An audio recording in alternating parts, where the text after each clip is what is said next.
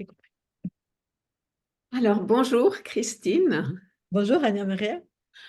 Merci d'avoir accepté cette conversation qui sera postée sur la revue électronique du collectif des artistes révisionnaires duquel tu fais partie et je fais partie. Donc, de ce que moi je sais de toi, il y a vraiment deux grands aspects. Il y a le côté artiste, sculptrice, et puis il y a le côté spécialiste en santé sexuelle, en éducation somatique. Alors moi j'ai envie de rentrer par la porte de ta facette d'artiste. Et après, on verra qu'est-ce qu'on découvre d'autre. D'accord, ça marche. Comment, comment la sculpture a pris place dans ta vie?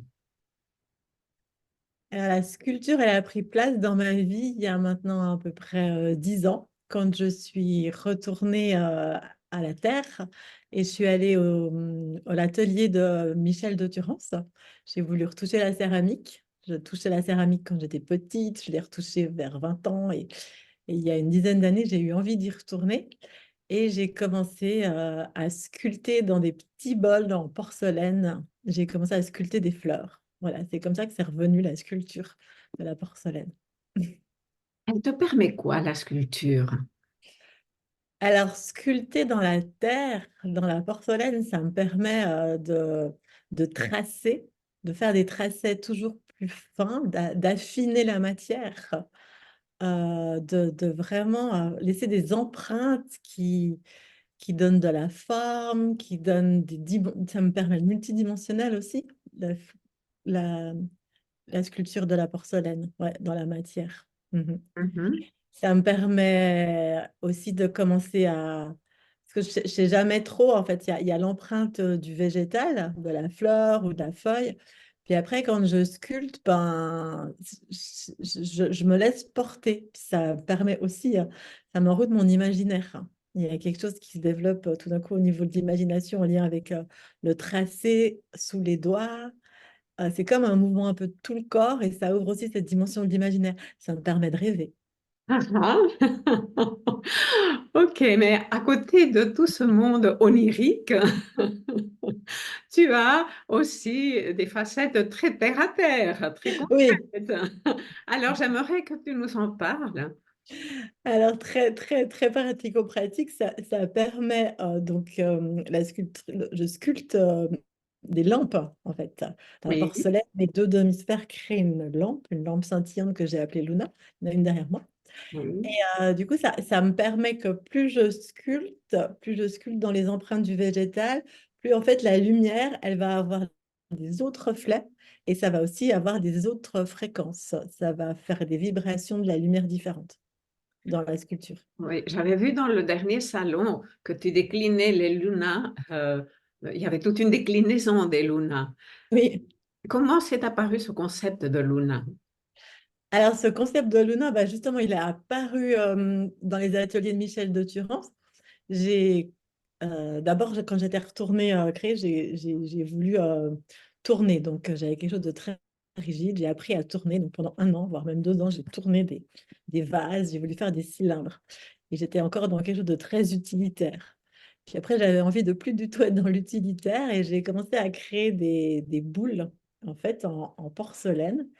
Les empreintes étaient à l'époque faites laissées avec de la broderie. Ah, ah. C'était uniquement de la porcelaine. On a fait une expo collective avec Michel et ces sphères se sont vendues. Et j'étais un peu surprise aussi que les gens aient acheté quelque chose qui, quelque part, servait à rien. C'est juste parce qu'ils trouvaient ça joli. Et j'ai vu qu'il y en avait de 4 grandeurs différentes. Les personnes à l'expo, il y avait quelque chose qui les touchait dans ces formes de la sphère. Moi aussi, mon monde, il est très sphérique. Je vois beaucoup de Oui. choses en rond. Et donc ça, c'était la première étape de Luna, avec la première exposition. Et après, j'ai eu envie qu'il y ait la lumière à l'intérieur. À cette époque-là, j'ai rencontré un compagnon qui sculptait, qui peignait, qui avait un atelier, l'atelier du vivant. Et il a commencé à créer des socles en fer forgé, à mettre une ampoule et du coup, et à faire un trou dans mes premières Luna. il a fallu qu'on modifie en fait la matière pour que ça devienne transparent. La porcelaine en soi, c'est déjà translucide, mais on l'a rendu encore plus transparent parce qu'on a commencé à ajouter du papier. Et c'est ce mélange du papier, d'eau et de porcelaine qui du coup fait la transparence. Donc en fait, c'est une rencontre d'amour qu'a créé Luna, les premières Luna. Voilà. Oui, et puis quand tu me parles de ces boules, de ces sphères, ben, tu me fais penser à l'unité aussi.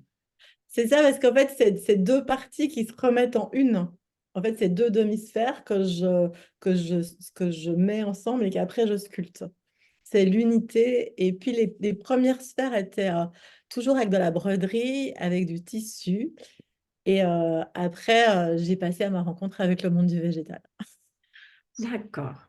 Donc, quand je t'écoute décliner tout ton parcours et ton approche en tant que sculptrice, Euh, pour moi, un artiste, c'est toujours quelqu'un qui travaille avec son monde intérieur. Et son monde intérieur, il est fait de plusieurs facettes, pour ne pas dire qu'il est infini comme l'univers. Un peu Mais, comme. mais comment tu conjugues ou quelle est la rétroalimentation, s'il y en a, entre ta facette de sculptrice et ta dimension où tu fais la thérapie, où tu fais dans les autres spécialités qui font partie aussi de ta vie et de ton métier. Mm. Bah, en fait, les Luna, donc là, c'était ces premières Luna, là, elles étaient très indépendantes de mon métier de spécialiste en santé sexuelle. Mais il s'est avéré que mon compagnon est décédé et j'ai passé une période de deuil à essayer de retrouver du sens à ce qui s'était passé, à rencontrer quelqu'un qui très vite est mort. Donc cette rencontre a duré que très peu de temps. C'était au moment du Covid où j'étais partie vivre à la campagne, donc je me suis retrouvée toute seule à la campagne, dans un endroit que je ne connaissais pas. J'ai eu la chance d'être dans un atelier pendant cette période-là et d'être proche de la forêt. Et, euh, et je me suis reconnectée en fait complètement à la nature. Ça m'a redonné du sens, ça m'a redonné envie de croire à la vie. J'allais beaucoup me balader à la nature et ce monde de la nature, il m'a enseigné que tout n'était que des cycles en fait, qu'il y avait un mouvement perpétuel et de tout aimer là-dedans. Et ce monde de la nature, j'ai commencé à le récolter et à le mettre dans les empreintes de mes lunas et de voir que ça apportait quelque chose, que ça apportait de la lumière, puis ça a peu à peu commencé à faire renaître de la lumière à l'intérieur de moi. Parce qu'il y a une partie, à un moment, j'avais un peu... ouais, j'étais dans quelque chose d'assez sombre, j'avais été touchée la mort, j'avais été touchée l'accompagnement à la fin de vie. Donc j'avais été touchée à quelque chose d'assez sombre à laquelle je n'étais pas préparée, pour lesquels je n'avais pas reçu d'enseignement. Et c'est la nature qui m'a accompagnée, qui m'a enseigné à retrouver le chemin du sens, de l'amour. Et pour moi, c'était vraiment la question. J'ai été touchée à cet endroit-là, à travers la mort, ce que j'avais de plus intime. Et cette reconnexion à l'amour de soi, à l'amour de la vie, à l'amour des autres. Et c'est comme ça que c'est devenu mon objet, quelque part, qui m'accompagne quand j'accompagne aussi les autres personnes, et c'est aussi cet objet que je propose pour se reconnecter à son espace d'intériorité, donc à l'intime, au cœur de soi. Le Donc c'est rapport quelque à chose de toucher à l'intime. la mort qui m'a ramené à retoucher à la vie, à l'amour, à avoir l'envie de désirer, c'est la nature qui m'a ramené à de nouveau avoir du désir, de l'envie, de la joie, de la réjouissance, et de La retoucher à vie, quoi. l'intime, à la sexualité par ce biais. En fait, j'ai retrouvé l'intime, la sexualité et la créativité et la joie à travers Luna et à travers la nature. Et donc, pour moi, c'est ça qui m'accompagne et c'est ça que j'ai envie d'accompagner quand je repropose et j'ai dû réajuster et je réajuste encore tout mon accompagnement à l'intime et à la sexualité à travers le corps et justement la création artistique. En t'écoutant, vraiment, c'est comme renaître, hein. C'est avoir une connexion à la vie encore plus consciente. C'est ce que ça génère en moi, ce que tu viens de nous partager. Oui, c'est ce qui s'est passé. Je pense que c'était un cadeau en fait. En fait, cette rencontre a été un cadeau parce que ça m'a offert la possibilité de mettre de la lumière dans Luna, parce que toute seule, je pense que je n'y serais pas arrivée. Et puis, ça m'a fait le cadeau aussi de m'ouvrir à quelque chose de plus grand. Je travaillais dans le domaine de la santé sexuelle, de la sexualité.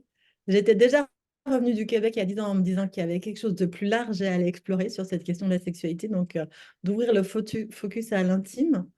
Et avec cette expérience-là, j'ai pu découvrir qu'il y avait quelque chose de plus profond encore, qu'il y avait vraiment à explorer quelque chose de l'ordre de l'intime, qui touchait justement les émotions, le corps, l'image, tout que tout était à réexplorer et à réélargir quelque part.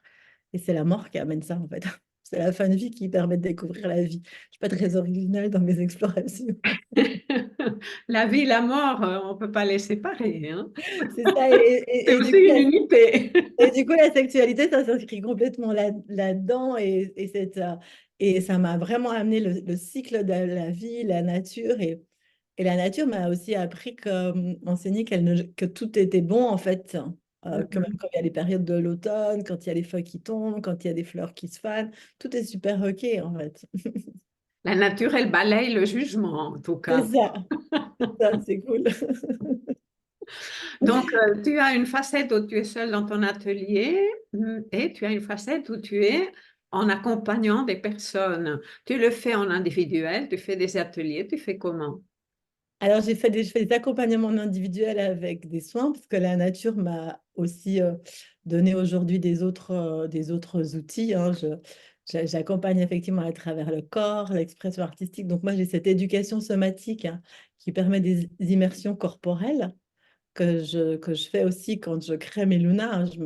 Vraiment, je m'immerge dans mon corps pour pouvoir créer. Je vais chercher à l'intérieur ce qui va faire que je vais avoir envie de créer quelque chose au contact de la matière. Et du coup, j'ai des accompagnements individuels, j'anime des stages et des ateliers avec mon compagnon, on anime des ateliers aussi de tantra. Moi, j'accompagne des stages sur la ménopause parce que c'est aussi tombé à une période de ma vie où ça m'a amené à me questionner sur cette question de la ménopause. Qu'est-ce qui s'arrête? Qu'est-ce qui se passe aussi quand il y a la fin des menstruations? Est-ce que c'est pas le départ de quelque chose de nouveau aussi, d'un renouveau? Et- Donc ça m'a aussi amené donc là actuellement je suis beaucoup sur ce thème-là. J'ai beaucoup envie de développer cet accompagnement-là. Il y a des femmes qui en ont grand besoin. Et c'est marrant parce que ces femmes, elles ont souvent, quand je les rencontre, elles ont souvent se dire elles ont très envie de créer, elles ont très envie d'avoir une expression artistique, mais qu'elles n'osent pas. Oui, je te rejoins. Pour moi, la ménopause, j'ai toujours dit que c'est comme une deuxième fertilité, c'est une autre fertilité. Et ça vaut vraiment la peine de la développer. Ouais. Donc, je trouve super et cette question, voilà, donc l'expression artistique, le corps et l'énergie et la reliance à la nature, elle m'aide. Mhm. Oui. Mhm. Et qu'est-ce qui t'a poussé à faire partie du collectif des artistes révisionnaires? Alors, ce qui m'a... Alors, quand j'ai vu leurs œuvres la première fois, j'avais vu des photos de la première exposition et vraiment, ça m'a parlé. J'ai flashé, j'ai trouvé que c'était très lumineux, cet art, en fait. Ce qui était proposé ouvrait de la lumière. Moi, j'ai besoin de couleurs. Je vis dans un monde où j'ai vraiment besoin que les choses soient très colorées, dans des lumières, dans de la scintillance, dans du mouvement. Et j'ai retrouvé ça dans les œuvres du collectif. J'ai aimé ce qui était écrit. J'ai aimé vraiment cette idée de l'art au service du plus grand, de la lumière, d'augmenter la fréquence. J'ai rencontré assez vite des personnes qui se sont intéressées à Meluna aussi. J'avais l'impression qu'on parlait le même langage. Mhm. Et voilà, c'est ça. Ok. Ben, écoute, je te remercie beaucoup de ce partage qui va être accessible à toutes les personnes du collectif et aux curieux qui viennent regarder sur le site du collectif. Et je te souhaite une belle suite pour toute cette vie qui mélange l'intime et tout ce qui entoure l'intime. Je te souhaite un beau cheminement, Christine. Merci beaucoup. Merci beaucoup, Anna-Maria. À tout bientôt. Belle journée à toi. À tout bientôt. Belle journée.